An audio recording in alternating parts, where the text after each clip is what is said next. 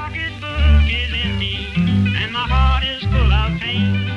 I'm 1,000 miles away from home, just waiting for a train.